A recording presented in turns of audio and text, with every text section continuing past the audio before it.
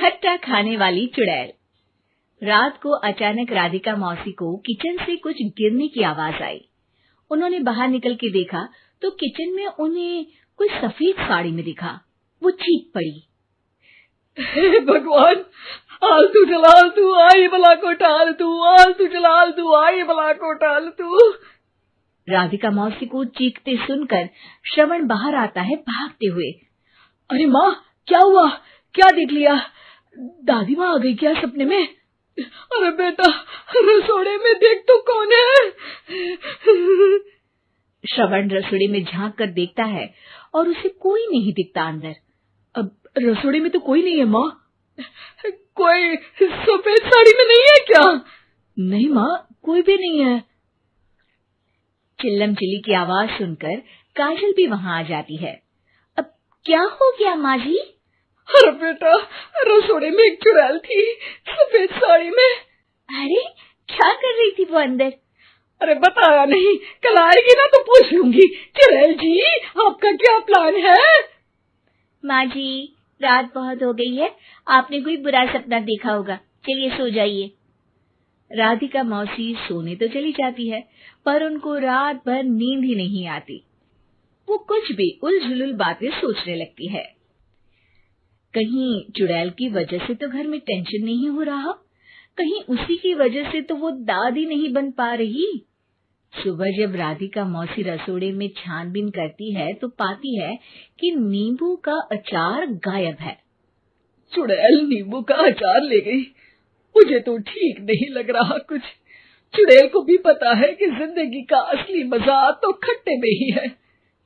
राधिका मौसी झट से श्रवण को फोन कर देती है।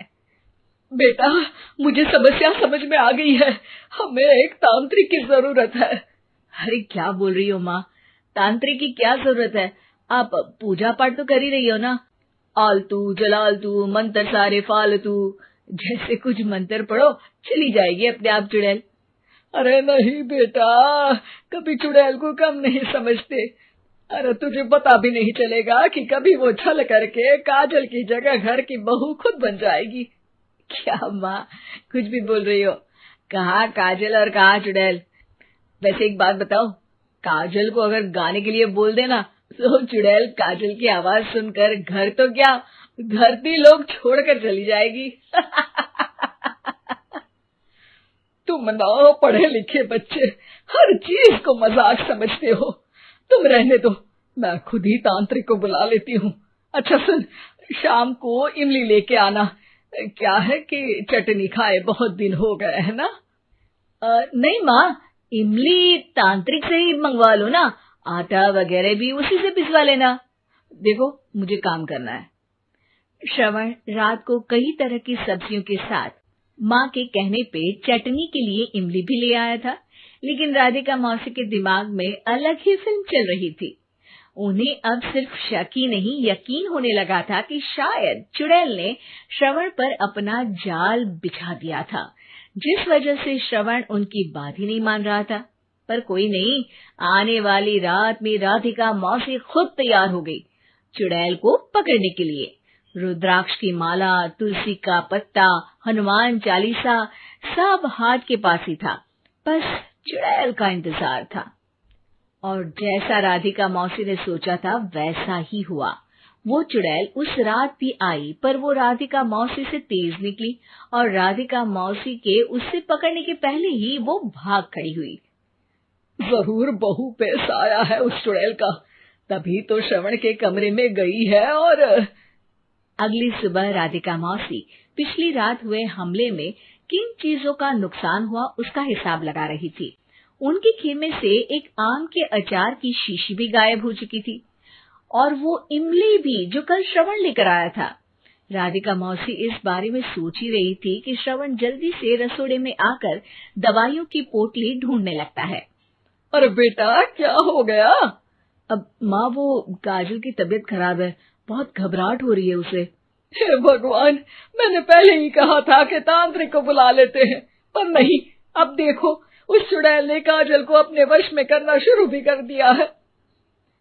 हालांकि श्रवण भूतों में विश्वास नहीं करता था, पर अब वो भी डर जाता है। और राजी हो जाता है एक तांत्रिक को बुलाने के लिए। कुछ ही घंटों में तांत्रिक आ जाते हैं और राधिका मौसी तांत्रिक जी को सब बता देती है। घोर संकट, घनघोर संकट, चुड़ैल को मारू जोर चाकट, ओम भट स्वाहा खटखा के आहा। अरे ये क्या मंत्र है? मेरे खुद के ओरिजिनल मंत्र है, कल रात को ही लिखे हैं, अच्छे लगे तो दाद चाहूंगा। एक और मंत्र सुनो। अर्ज किया है आब्राकडाब्रा, दिल्ली बम्बई आगरा, चंदा मामा सोवरले सुरन मामू जारा। ये मंत्र है? अरे कोई 40 वालीसा पढ़ो ना।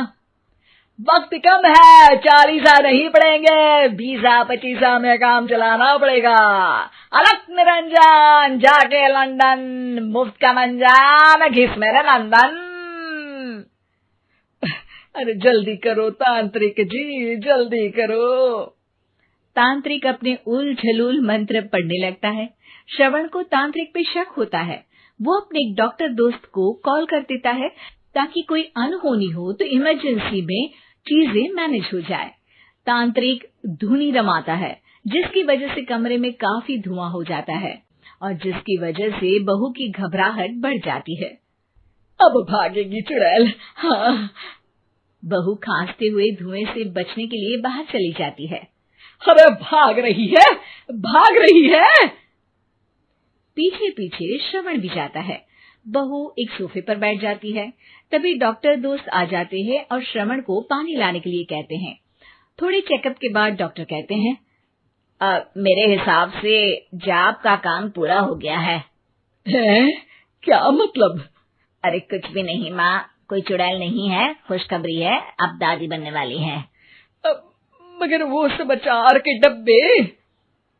श्रवण दोनों अचार के डब्बे अपनी माँ को दिखाता है, जो कि उनके बिस्तर के नीचे छुपे हुए थे। आपने सही बोला था माँ, वो चुड़ैल काजल ही थी जो खट्टा खा रही थी।